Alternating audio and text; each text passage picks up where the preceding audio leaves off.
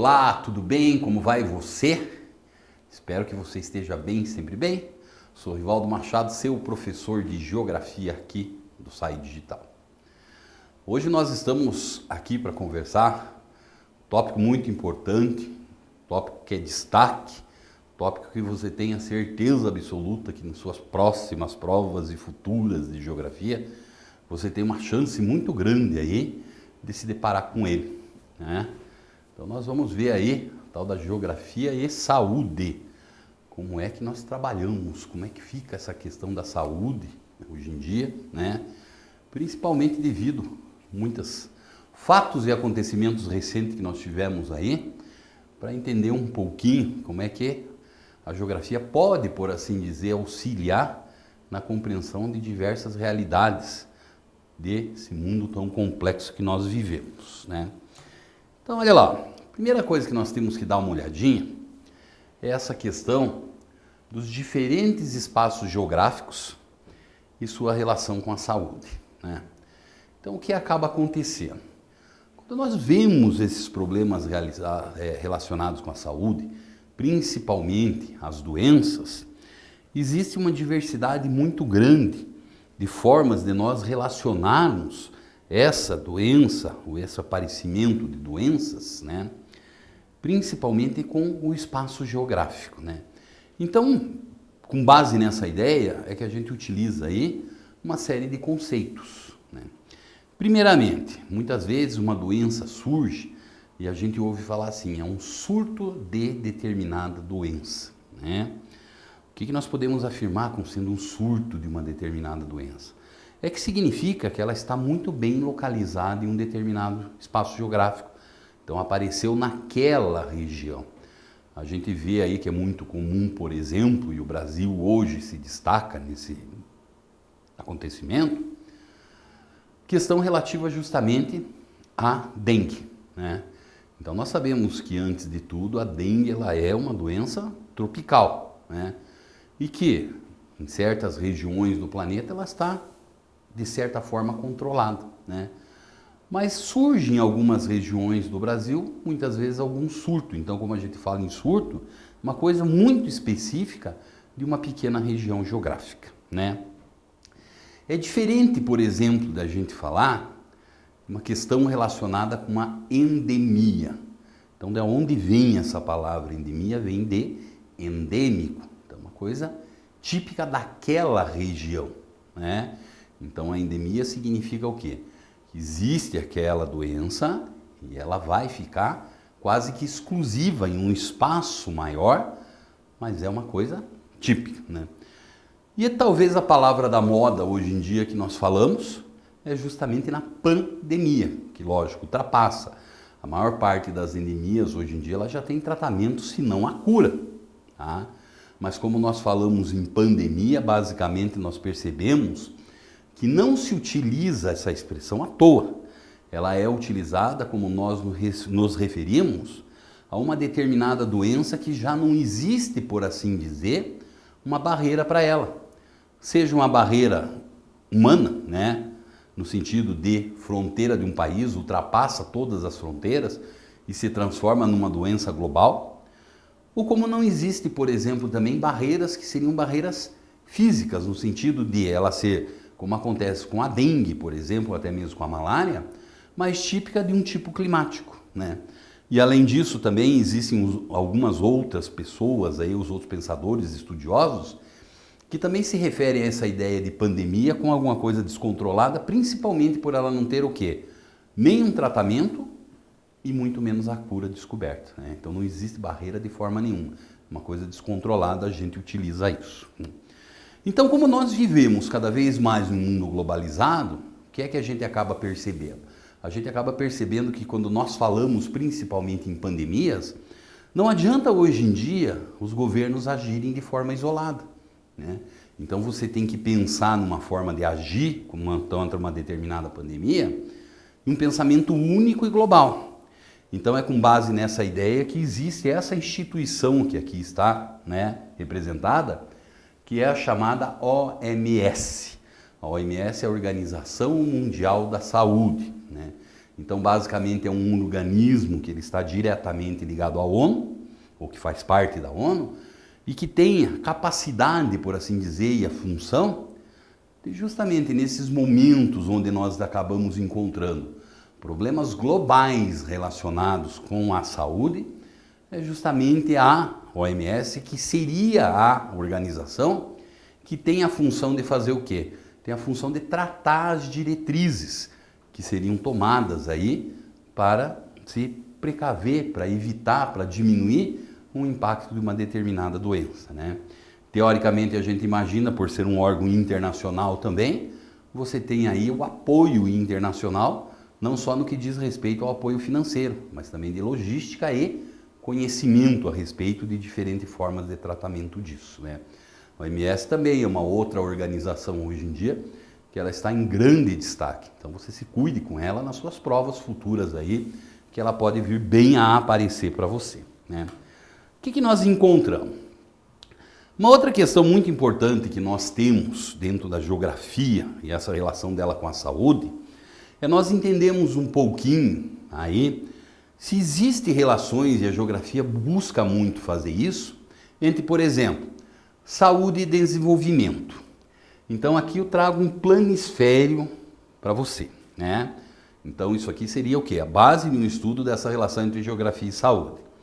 Então basicamente estão aí os países do nosso planeta representados em diferentes cores, onde nós temos aqui embaixo, ó, expectativa de vida nessa legenda. Quando aparece em cinza, não tem dados. Alguns países do planeta não apresentam isso. O amarelo, 50 anos, vai para 55, 60, entra no verde entre 65 e 70 e diferentes tons de rosa a partir de 75 anos em diante. Então, como nós bem podemos perceber, o que acaba acontecendo aí é que o papel aqui, o estudo do espaço geográfico global, foi feito justamente nesse sentido, em você perceber dentro das fronteiras do país como é que se dá as diferentes expectativas de vida, né? Então, de forma muito generalizada, o que é que nós encontramos aqui? Existe uma relação muito íntima entre o nível de desenvolvimento econômico e social e a expectativa de vida em anos, tá? Isso é uma relação muito simples que nós podemos fazer. Como é que essa relação ela vai se dar? Essa relação vai se dar assim: quanto melhor a qualidade de vida da população, né, nós percebemos automaticamente que isso vai tratar de se refletir aonde? De uma maior expectativa de vida. Em que consiste essa chamada expectativa de vida? A expectativa de vida não é nada mais, nada menos o número de anos em média que se vive naquele país, né? De forma nenhuma quer dizer, é 85 anos, hoje é meu aniversário de 85 anos, estou morrendo, né? Não é assim. Isso é uma média, né? Então aqui nós percebemos claramente, né? Por exemplo, parte desenvolvida do nosso planeta, os países mais ricos e desenvolvidos. A América do Norte, nós encontramos aí. Além disso, nós temos o quê? Por exemplo, parte significativa dos países, principalmente da Europa Ocidental, o Japão e a Austrália e também a Nova Zelândia, né? Claramente aí se encontram os países mais ricos e desenvolvidos do nosso planeta. E claramente aí nós podemos perceber o quê? Perceber que é onde se tem as maiores expectativas de vida também, correto? Agora nós vamos dar um salto lá do outro lado. Então nós vamos pegar aqui como referência o chamado continente africano. Então o continente africano a gente percebe que é esse grande quebra-cabeça onde surgem diversas cores, mas existe, por assim dizer, um predomínio daquelas cores que significam o quê? Uma baixa expectativa de vida. Olha aí, ó, mais uma vez essa relação ela é facilmente feita, né? Então nós sabemos justamente qual é essa realidade socioeconômica dos diferentes grupos, dos diferentes povos, dos diferentes países do continente africano. Qualidade de vida muito baixa, representada o quê? Uma mortalidade infantil muito elevada, subnutrição, por exemplo, mata em grande quantidade, guerras, conflitos também levam a esse mesmo fim aí. Então daí o que nós acabamos percebendo? Então nós acabamos percebendo que diferente dessas outras regiões que eu citei agora há pouco, o continente africano ele já apresenta seu contrário. uma expectativa de vida extremamente baixa, ou alguns países tendem a ter uma expectativa de vida um pouquinho mais elevada, mas nenhuma daquelas extremamente elevadas como nós encontramos nesses países mais ricos, tá? Então isso é uma relação simples que se faz. A partir do momento que você começa a perceber o tal do espaço geográfico e essas relações são feitas, esses cruzamentos de dados, isso aí é a preocupação da geografia. Olha aqui, ó. Então, como eu estava falando para você, por exemplo, nesse caso dos países mais carentes, né? Que hoje, nessa era do politicamente correto, você não se chama mais de subdesenvolvidos, né? Isso a gente chama de quê? De países em desenvolvimento, né? Eu falei do continente africano para você e eu chamei a atenção. Lá nós acabamos tendo o quê? Uma mortalidade infantil, que ela é uma mortalidade infantil extremamente elevada. Uma das razões está diretamente relacionada justamente com essa imagem que aparece aqui, né? Uma região muito pobre, as casas aí, crianças e o esgoto a céu aberto, né? Então isso também é uma forma de você mapear a saúde, né? Aquelas regiões onde nós temos o acesso da população em um número muito elevado à água tratada e ao saneamento básico, o que é que nós acabamos percebendo? Nós acabamos percebendo que a expectativa de vida e a mortalidade infantil são muito baixas. Simplesmente a falta de água tratada e esgoto leva à mortalidade de uma quantidade muito grande de pessoas, né? Segundo números da mesma OMS, o que é que nós temos? Cada $1 investido em saneamento básico é 5 que se economiza no sistema de saúde, tá? Então essas relações aí são relações muito simples de ser feitas, né?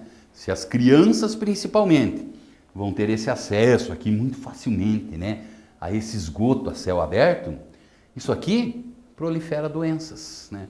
Daí muitas vezes a gente fica imaginando, mas para que? Se é só gastar $1 aqui que você economiza 5 lá, por que é que esses problemas ainda não estão resolvidos no planeta inteiro, né? Aí pode até parecer um pouco assim clichê, mas é aquela velha lógica do político, né? Se ele vai lá, que leva a água tratada, o esgoto tratado até aqui, o que é que nós acabamos percebendo que acontece, né? Quando você está fazendo a obra, tem um retorno político muito grande. Olha lá o que está acontecendo. Só que o que fica embaixo da terra some também da memória do eleitor. Então é muito mais fácil saindo criar viaduto, escola, creche, por mais que aquilo não dê grande assistência, que tem um custo muito alto, que isso aqui que dá um retorno muito maior. E isso nós acabamos percebendo o quê? É muito facilmente percebido como nós vamos pegar, por exemplo, o Brasil. Então aqui eu tenho um gráfico para você e esse gráfico mostra o quê? Internações por carência de saneamento básico. Ah, você sabe a realidade brasileira, né? Norte e Nordeste brasileiro são aquelas regiões mais carentes, né? Diferente do chamado Centro-Sul, onde nós acabamos tendo o quê? Uma qualidade de vida que ela é uma qualidade de vida um pouco superior. Então, o nosso gráfico aqui analisa de 2009 a 2018, essas internações que nós temos aí.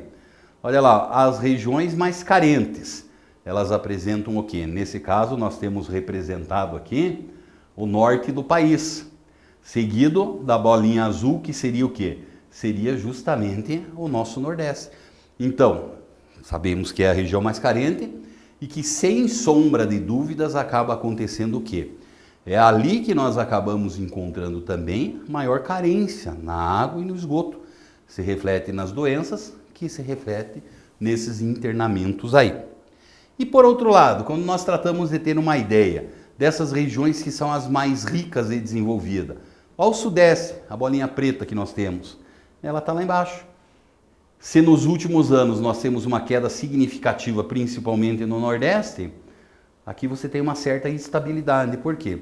Porque a gente pode dizer que, de certa forma, quase toda a região já é coberta com isso, quase toda, e com raríssimas exceções, certo? Então é essa a ideia que nós temos dessa relação entre geografia e saúde.